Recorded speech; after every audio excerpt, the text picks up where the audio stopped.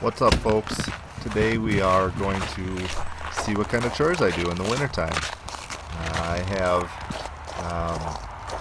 a lot of different chores at a lot of different times of the year, and this time of the season, cold winter months, we have far fewer animals than the summertime when things are really rocking. But today we're going to check out our chickens. See, there are about 150 laying hens. A couple of them are roosters. There's a rooster right there.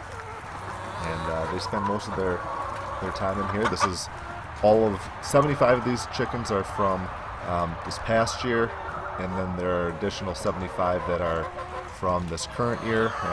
They're all mashed together and into one big flock, and this is where we're keeping them warm, out of the elements, and then they do have access out into the rest of the garden where they're able to peck and scratch and help clean up all of the debris. These guys are excited to see me because it's just about dinner time. So that's the door that I keep open over there on the right that allows them to get outside, and I do leave it open. That garden space is completely netted in with a electrified charge that keeps out predators, or I hope that it keeps out predators. And there's the net and the space where they do all of their free ranging.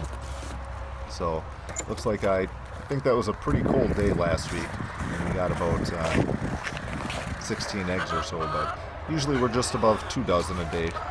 That's kind of been the current trend. Here we have a bag of cashed-in farm feed. It's a 40-pound bag, and it is certified organic, soy-free, and they have six troughs of it. They also have a free choice trough of oyster shells that keeps their eggs nice and hard. That way we're not having to deal with broken eggs as often. So that can be a problem in the wintertime when it gets cold, and if it's so cold that I'm not able to get out to collect them in time, that does become a problem. So more dominant chickens are going to those first feeders, and as the pecking order declines and works its way down towards the end, the lesser chickens are finally getting to their trough. There's one good rooster. Roosters are designed that they're always looking out for all of the hens, so this rooster in particular walks along with me, making sure that everybody's getting fed. So that's quite I don't know, it's fun to see that chicken do that. So now it looks like I'm on my way down to the basement, and this is an additional supplement through the winter time. It takes a little bit of time, but it definitely provides value to these guys. So very Wizard of Oz, walking down into the basement. Last year, just as a side note, last year the store didn't exist down here, and it got pretty cold in the basement, and I think that our overall house heat was excessive, so the bills were excessive, excuse me. So this is our fodder system. I've got 2 of these tents, and each of them are holding 5 days of feed. And so there are it just kind of moves towards the light as they grow. So down here at the bottom, they have just been put into those buckets, and then as you see them move up, they each get moved up each. Well, it's kind of like an every other day. Depends which tent I'm taking it out of. Whatever grass is, winter wheat, red winter wheat is what I'm sprouting in here. I've tried putting other stuff in there like oats and barley, but winter wheat just seems to do the best. So that's what I stick with. And we start out with about 2 pounds, 2.5 pounds of winter wheat, and it turns into well over 20. So I think it turns out to about 24. So that's great, high energy, good food for the chickens, and you'll see here shortly how much they enjoy it. I start out that process by putting them down into a soaking tub, and then as I water them each day, it continues to grow and gets closer to the light and really gets that full growth as it comes to be mature enough for as mature as it gets in our system before it goes into become the feed for the chickens. Each of those tents were built at different times. I've decided that the first design was not quite enough feed for them, for the amount of chickens in a regular time frame. So I then built a second system. The fodder actually grows a little bit better in this design.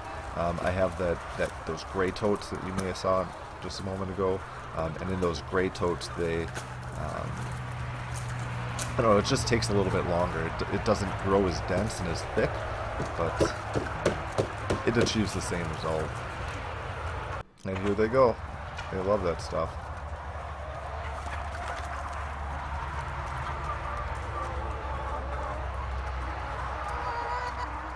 And after they're done with it, there's nothing left. There is no roots, no seeds, no grass. It is 100% devoured by these guys.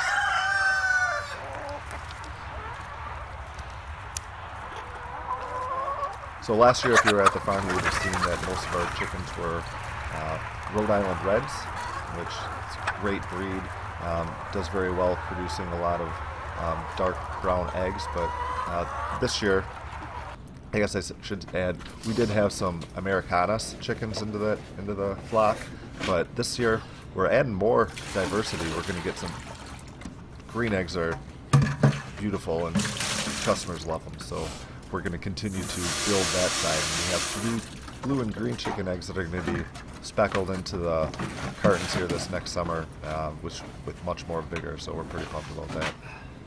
So this is me cleaning out and getting ready for the next fodder setup, or taking care of the fodder chores. And I moved each of those tubs up one, or each of those totes up one space, and I usually flip them around. It seems to get a little bit of heat over on one side and the water more to one side, so it just changes it up and keeps it a little bit more consistent by giving it that alternation. That hose is just hooked up right to my, just to the well, and I spray it just enough to dampen everything, where it's going to start to drip through the holes that are on the bottom of each of these totes, and it all collects down to the very bottom inside of another bucket. And that bottom pan then gets emptied into a 5-gallon bucket, and it's usually getting filled about once a day, so that's about as much waste as we have of water. I don't know, waste. I take it outside and I dump it back into the yard here. So another part of the chores, this is getting watering done. So this is in the barn where hungry felines are. We do have a heated hose, and we do have a quick release of that heated hose, because I found that even having any water inside of that hose, even though it's heated, does freeze up and causes a headache. So I clear it out each day, just take it off of the quick release and run my hand across it, picking it up and just draining the water out of the hose.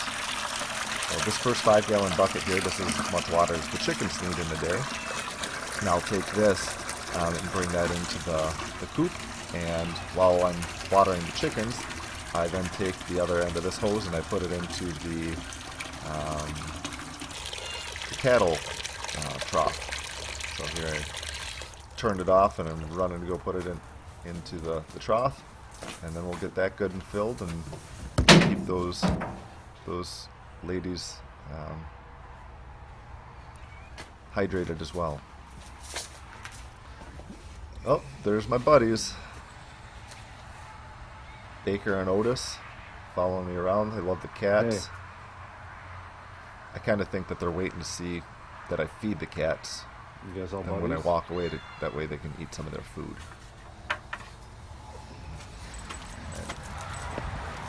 In this shot, I was trying to show you how easy it is to use these waters. I went to Premier One Fencing, is where I bought these from.